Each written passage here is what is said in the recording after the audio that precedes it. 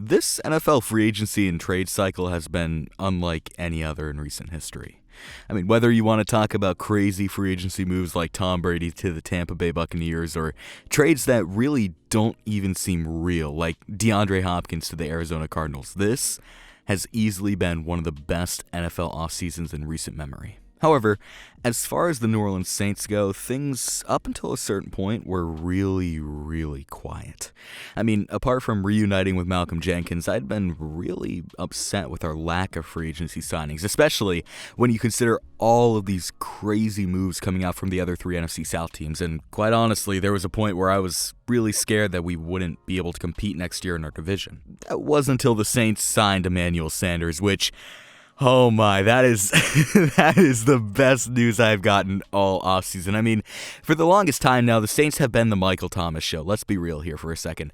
We haven't had a true number 2 wide receiver since Brandon Cooks left, and that lack of depth has really hindered us in the long run. But now we have a number 2. I am so excited. Emmanuel Sanders balled out with the 49ers last year and was a huge piece to their Super Bowl run. Pairing him with Michael Thomas, it's going to be huge for this team, especially in a division like the NFC South, which on paper is beginning to look like the toughest division in the league once again. That said, we still have so much to look forward to with this NFL offseason. Free agency is only just beginning. And then, of course, we have the NFL draft to look forward to, which should only add on to the fun with all the big-name prospects coming out this year. However, there's been one player in this year's draft that I've been eyeballing for some time now. A prospect that I didn't think we'd even consider drafting prior to signing Emmanuel Sanders due to how loaded this draft was with wide receiver talent and, of course, our need for a second wide receiver to pair with Michael Thomas. Now, what if I told you that the Saints signing Emmanuel Sanders is going to have a bigger impact on the team moving forward than you think? You see, now that we don't need to draft a second wide receiver, the player that I've had my eye on is very likely to be our selection in the first round, and that player is Utah State quarterback Jordan Love. Now, hold on. Drew Brees just signed a 2-year, $50 million contract a few days ago. Why the hell are we going to follow up that by drafting a quarterback in the first round? Well, let's address the elephant in the room first of all. Drew Brees initially planned to retire this offseason. Now, ultimately, after some deliberation in the offseason, he decided to come back, but the fact is that he was planning to retire, and the fact that that's a fact means that he is on his way out. We need to start planning for our future, and drafting a quarterback in the first round is in the realm of possibility. Secondly, Jordan Love is not a day one starter.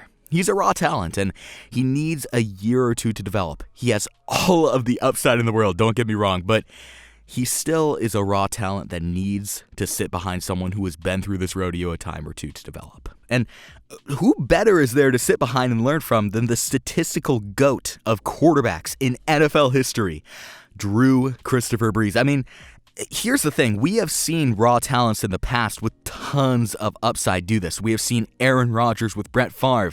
We recently saw Patrick Mahomes with Alex Smith. I mean, Jordan Love is a player that needs the opportunity to sit behind a veteran if he wants to harness his potential.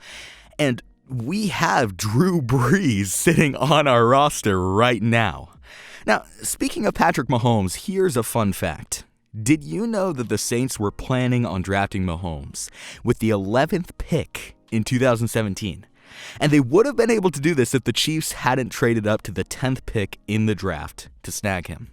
Now, Sean Payton said going into that draft that they were in between drafting Marshawn Lattimore and Patrick Mahomes. We ended up drafting Marshawn Lattimore, but here's the thing. The Titans, who had the 10th pick, were not in the market to draft a quarterback because they just drafted Marcus Mariota, and they had an eye on Marshawn Lattimore.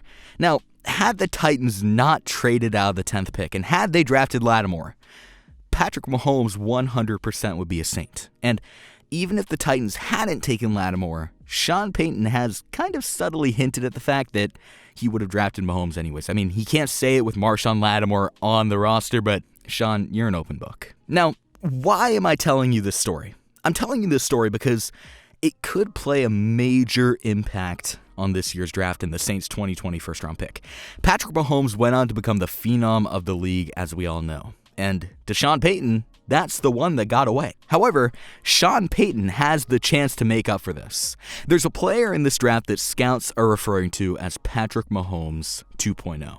And the film does not lie. This prospect is the closest to Patrick Mahomes we are going to get for a long, long time. And this prospect is Jordan Love.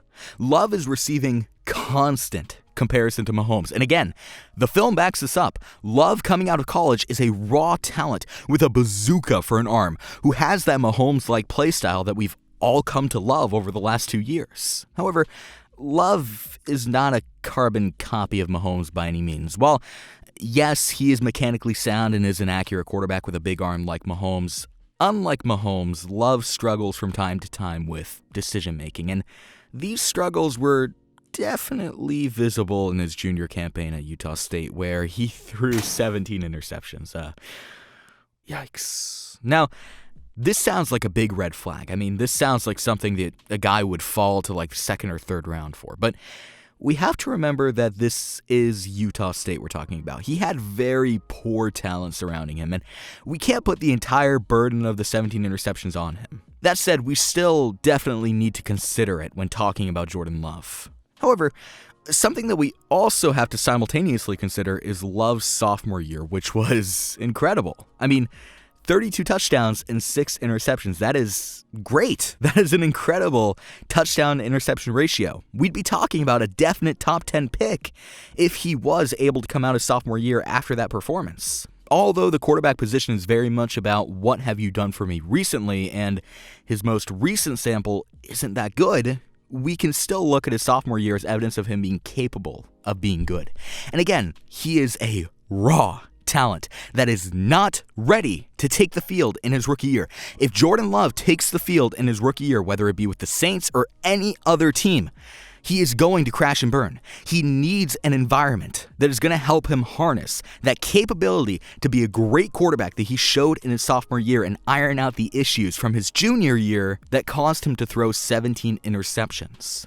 Now, we also have to remember Mahomes coming out of college was a raw talent, and he needed this opportunity that Love needs as well, which is why he sat behind Alex Smith in Kansas City for a year. And while Love doesn't need this opportunity for the same reason Mahomes needed it, it's yet another parallel between Patrick Mahomes and Jordan Love. And I think that as it stands, the closest environment to the 2017 Kansas City Chiefs are the 2020 New Orleans Saints.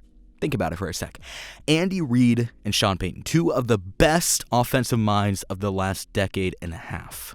Then you have Alex Smith and Drew Brees, and while Brees is leagues ahead of what Smith was as a player, they're both that veteran presence, which is an integral part of developing a young, raw talent at the quarterback position. Then we take a look at the team standings. The Chiefs were a perennial playoff team leading up to that year with Alex Smith before Mahomes even came into the league. The Saints are a perennial playoff team with Drew Brees. Both teams had, or in the Saints' case have, the pieces set in place that are necessary to succeed prior to their quarterbacks coming into the league. Ultimately, I think that Jordan Love's best bet coming into this draft is to go number 24 overall to the New Orleans Saints. And if he is there picked number 24 overall, I doubt that Peyton or Loomis will even hesitate to pull the trigger. Now, there is another elephant in the room that we're yet to address, and that's Taysom Hill, the Saints' current backup quarterback. When it comes to Taysom Hill, my thought process is as follows. Would you rather have Patrick Mahomes or Lamar Jackson? Now, before you freak out and say, Taysom isn't Lamar or Love isn't Mahomes, let me elaborate. In terms of their play styles, their closest parallels are Lamar Jackson and Patrick Mahomes, respectively. Taysom, if given the chance as a starter, would play a lot like Lamar does, and Love would play a lot like Mahomes does. And quite honestly, I'd take Mahomes any day over Lamar. This has absolutely nothing to do with Mahomes winning the Super Bowl or Lamar losing in the divisional round to the Titans. It has everything to do with their play styles and that alone. And the fact is, Lamar has a risky play style, as does Taysom. Now, so far, Lamar has done an incredible job at avoiding injury. The guy's incredible at that. But with his play style, injury is almost unavoidable. It will happen. And when it comes to Taysom, he already has a long history of knee injuries because of his play style. It's a fact that quarterbacks who play the way that Taysom and Lamar do are more prone to injury. On the other hand, Mahomes and Love's play style is not as big of an injury risk. They're as likely to get injured as a guy like Russell Wilson. So, yes, I take Mahomes over Lamar, and subsequently, I take Love over Taysom. And as it stands, they're both projects, not prospects. And if I had to choose between the guy that is just coming out of college or the guy that's almost 30 years old who has a history with knee issues and is likely to continue that history if he does get the starting job in New Orleans, yeah, I'm going to choose the guy that's coming out of college. I'd choose Jordan Love. Again, though, Brees just signed a new 2-year contract. Assuming he comes back in 2020, we have 2 years to work on Jordan Love and iron out the kinks in his play style. If we give Jordan Love this once-in-a-lifetime opportunity to learn behind Drew Brees and then pair him with Sean Payton and all of the offensive weapons we have, then I think Jordan Love will be a great quarterback at the NFL level. However, this draft is loaded with incredible prospects, so before I go, let me ask you, who do you think the Saints should draft in 2020?